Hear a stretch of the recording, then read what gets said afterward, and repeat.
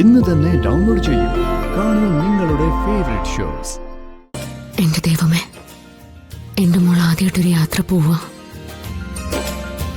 അവളുടെ ജീവിതത്തിൽ സന്തോഷം എന്തെന്ന് അവൾ കുറച്ച് മാത്രമേ അറിഞ്ഞിട്ടുള്ളൂ. ഇപ്പൊ അവൾക്ക് എല്ലാം നേടിക്കൊടുക്കാൻ വരുൺ അവളുടെ കൂടെയുണ്ട്. എപ്പോഴും അവൾക്ക് കൂട്ടായിട്ടുണ്ടാകണേ.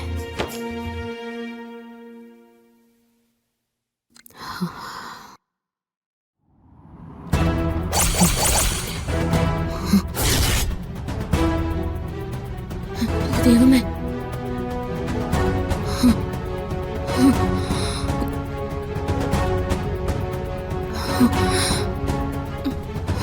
എന്തുപറ്റി ശ്യാമേ?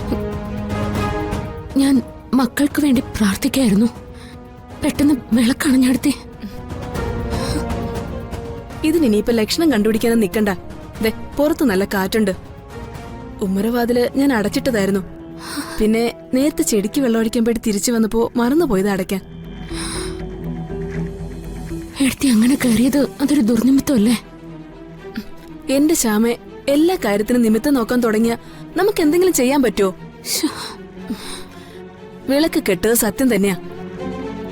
പക്ഷേ അതുകൊണ്ട് വരുണൻ രാധികയ്ക്കും എന്തെങ്കിലും സംഭവിക്കണമെന്നുണ്ടോ?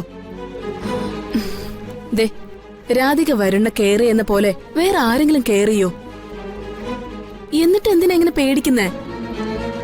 അതല്ല എടുത്തി, എനിക്ക് എന്തോ വല്ലായ്മ തോന്നുന്നു.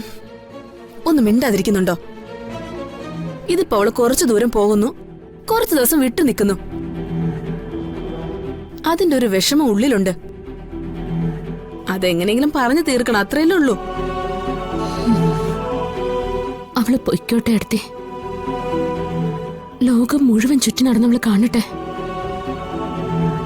അവള് ജനിച്ചപ്പോ ഞാൻ ആഗ്രഹിച്ചിരുന്നത് ഞാൻ കാണാത്ത ലോകത്തൊക്കെ അവളെ കൊണ്ട് നടക്കണമെന്നാ. അവളുടെ കണ്ണിലൂടെയും സന്തോഷത്തിലൂടെയും എനിക്കതൊക്കെ കാണാൻ പറ്റണമെന്നോ. എന്നിട്ടോ എനിക്കതിന് യോഗം ഉണ്ടായില്ല. ദേ, ഞാൻ തിരി വീണ്ടും കത്തിക്കാം. ശ്യാമ ഇരുന്ന് പ്രാർത്ഥിച്ചോളൂ.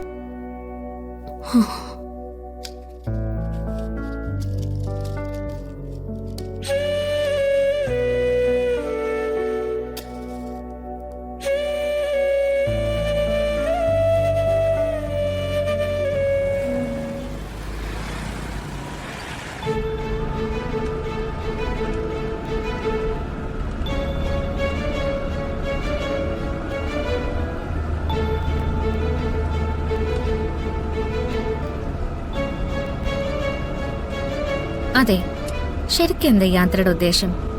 തന്റെ മനസ്സിൽ ഇപ്പൊ കുറച്ചെങ്കിലും സന്തോഷമുണ്ടോ? കുറച്ചോ? എന്റെ മനസ്സിൽ സന്തോഷം മാത്രമേ ഉള്ളൂ.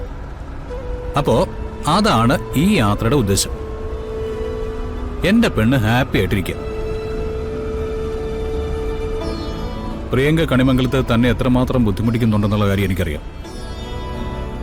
പിന്നെ താനതൊന്നും കാണിക്കില്ലല്ലോ. അത് ആറ്റുവാശ്ശേരി ദേവനാരായണൻ തിരുമേനിയുടെ മകള് കുഞ്ഞുനാൾ മുതലേ ശീലിച്ചാണല്ലോ. എല്ലാം അങ്ങ് സഹിക്കുക.